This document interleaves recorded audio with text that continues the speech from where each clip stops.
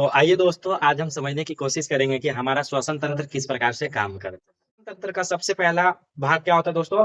नासिका वेश्म। क्या होता है? नासिका वेश्म। तो नासिका वेश्म क्या होता है दोस्तों? नाक के अंदर का वह भाग जहाँ से श्वास हमारे शरीर में क्या करता है दोस्तों? हवा हमारे शरीर में प्रवेश करता है, ठीक है?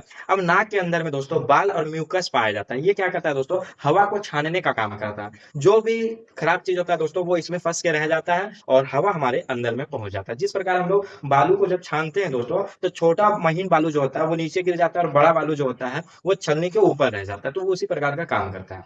अब दूसरा क्या है दोस्तों? दूसरा है उसमें मुख। मुख का कार्य क्या है दोस्तों? तो मुख का कार्य तो एक ऐसे भी जानते हैं कि हम लोग खाना वगैरह जो भी खाते हैं वो मुख से ही खाते हैं ना। अब ये क्या है दोस्तों? मुख का और भी अलग कार्य क्या है कि हवा का जो भी हम लोग सांस लेते हैं, इसका वैकल्पिक मार्ग यानी दूसरा मार्ग क्या है दोस्तों? हम लोग मुख, ठीक है। अब हमारा क्या आता है दोस्तों? तीसरा नंबर पे गला। गला का काम क्या है दोस्तों? यहीं पे क्या होता है, हमारा नाक का नली और मुंह का नली आपस में क्या होता है? कनेक्ट होता है, ठीक है। अब तीसरा हो गया दोस्तों, अब चौथा समझेंगे। चौथा क्या है? लेरिक्स। लेरिक्स क्या है दोस्तों? इसको हम लोग क्या कहेंगे? कंठ कहेंगे या फिर साउंड बॉक्स कहेंगे। अगर इसको टिप देते हैं दोस्तों तो स्विच ऑफ हो जाएगा, ठीक है।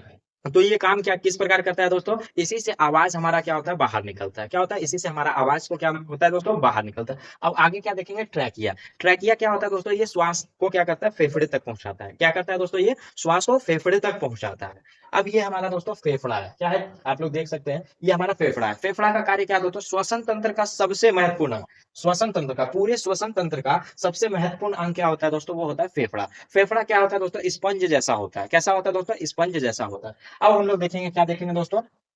ब्रोंकस। क्या होता है दोस्तों? ब्रोंकस। ब्रोंकस क्या है? तो ब्रोंकस जो है दोस्तों, ट्रैकिया जो होता है वो दो छोटे भागों में बढ़ जाता है। दो छोटे भागों में बढ़ जाता है, उसी को क्या कहते हैं? ब्रोंकस कहते हैं। उसी को क्या कहते हैं? ब्रोंकस कहते हैं। अब क्या है दोस्तों?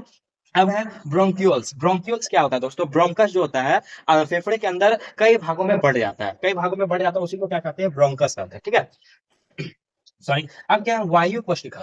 वायु कोशिका। वायु कोशिका क्या है दोस्तों? तो ये जो ब्रोंकस है दोस्तों, इसके ऊपर गुब्बारे जैसी जो संरचना पाई जाती है, उसी को वायु कोशिका कहते हैं। यहीं पर काम क्या होता है दोस्तों? ऑक्सीजन, ऑक्सीजन और CO2 का क्या होता है? आपस में परिवहन होता है या आदान प्रदान होता है, ठीक है। अब आगे हम समझेंगे, क्या समझेंगे? ये क्या है दोस्तों? Parietal pleura. पेराइटल प्लूरा क्या करता है? काम करता है दोस्तों? तो ये हमारे फेफड़ों को क्या करता है? बाहरी आवरण यानी बाहरी सुरक्षा देता है। क्या करता है? ये बाहरी आवरण है, किसका? फेफड़े का है। ये क्या प्रदान करता है? सुरक्षा प्रदान करता है। अब हम लोग क्या समझेंगे दोस्तों? यहाँ ये जो है दोस्तों, ये क्या है? हृदय का स्थान है। यहाँ पर क्या होता है? हृदय होता है, ठीक है। अब सबसे लास्ट में श्वसन तंत्र का सबसे लास्ट भाग जो है वो क्या है? सबसे नीचे वाला भाग, उसको हम लोग कहते हैं डायफ्राम कहते हैं। क्या कहते हैं? डायफ्राम। ये क्या कार्य करता है दोस्तों? जब ये नीचे जब दबता है तो श्वास जो है यानी हवा जो है वो अंदर आता है, और जब ये ऊपर जाता है तो हवा जो है बाहर आता है। तो आप लोग चित्र देख के